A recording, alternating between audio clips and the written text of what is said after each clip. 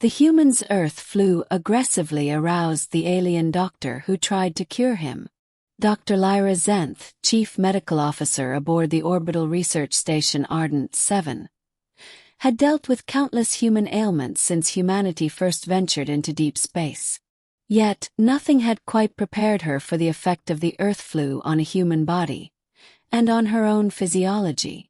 It began one gray morning when a shuttle docked with a soft hiss, carrying Lieutenant Mark Callahan, a mission specialist who had returned from a survey mission on an uncharted planet. He was pale, shivering violently even in the temperate medical bay, and groaning with every breath. His skin, unnaturally warm, betrayed a fever far higher than any human norm. "Dr. Xenth," called Nurse Rila, adjusting the biostats monitors. "His vitals are erratic. He's burning through the fever protocols too fast."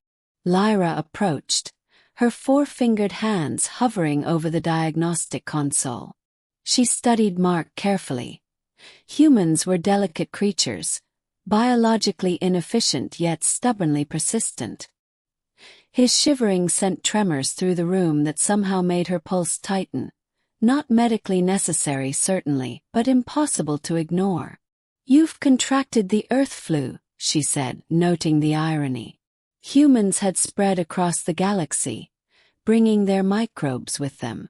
"It's aggressive in zero-gravity environments, and your immune system is clearly overwhelmed." Mark groaned again, curling into himself on the anti-gravity bed. His face was pale, but his eyes, wide and pleading, locked on hers.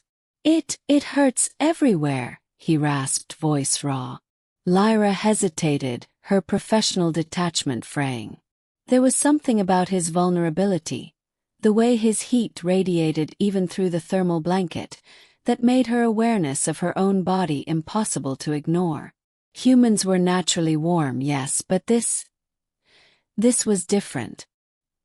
His fever was amplifying his scent, the faint metallic tang of hemoglobin mixed with sweat, a heady, intoxicating aroma that made her think she might collapse right there if she didn't breathe carefully.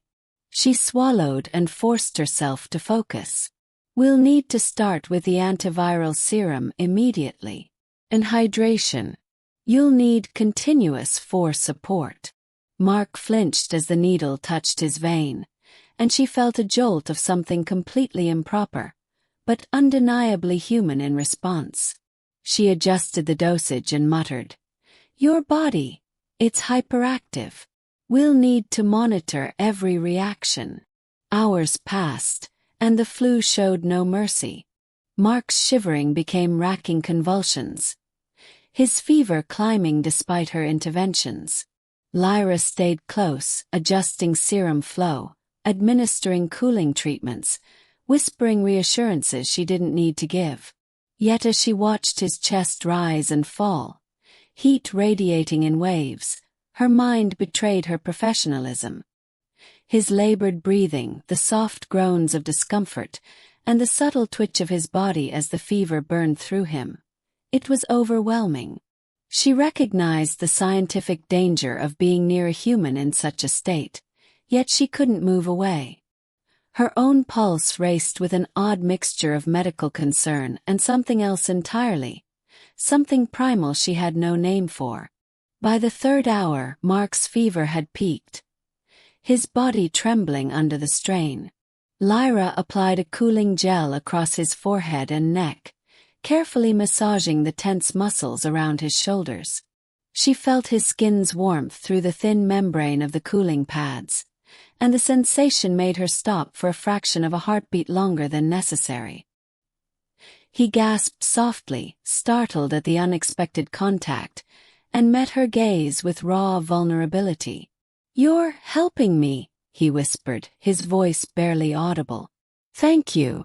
Lyra swallowed. "It's my job," she said firmly, but the tightness in her chest betrayed her words. She adjusted his 4 lines, noting every bead of sweat, every twitch, every flutter of pulse. Every movement seemed magnified, amplified by the fever, until it became impossible not to feel drawn in. By nightfall, Mark's fever had begun to break. His shivers lessened. His breaths became deeper, more even.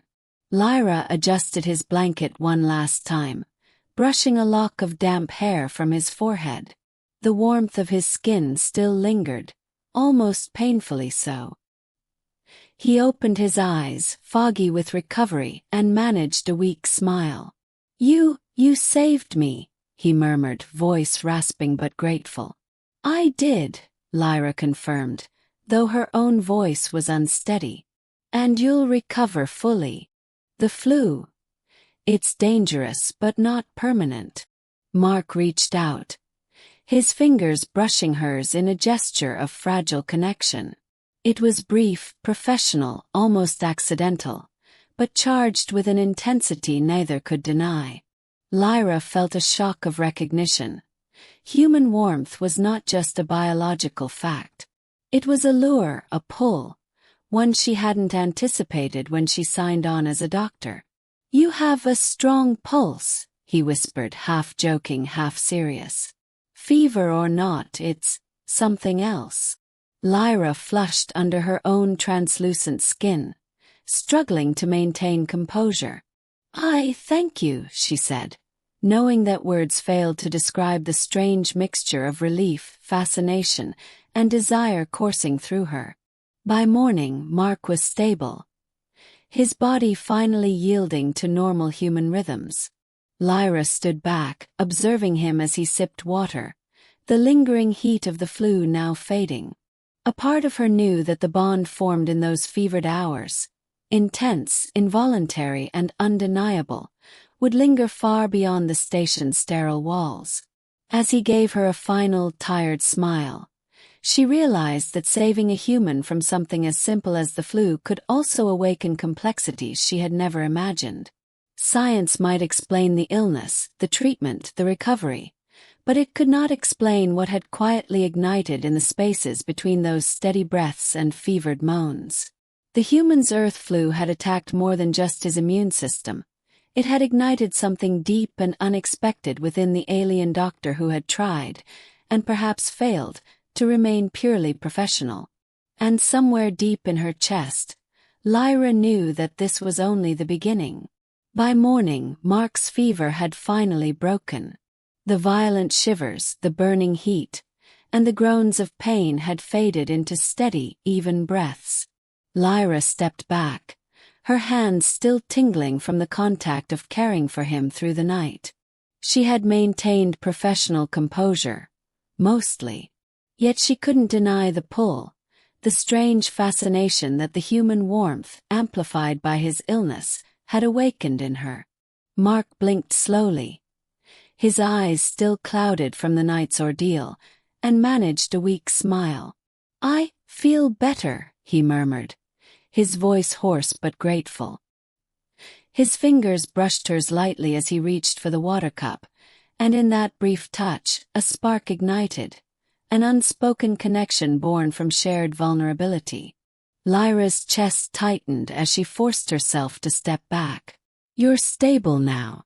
Your body is returning to normal," she said softly, though her pulse betrayed the effect he had on her. She had healed him, yes, but in the process, something had shifted within her. That raw, irresistible pull, the result of human biology amplified by fever, was impossible to ignore. Mark looked up, still dazed, and chuckled weakly. You're amazing. I don't know how to thank you." "You don't need to," Lyra replied, her voice barely more than a whisper. She adjusted his blanket one last time, the lingering warmth of his body imprinting itself in her memory.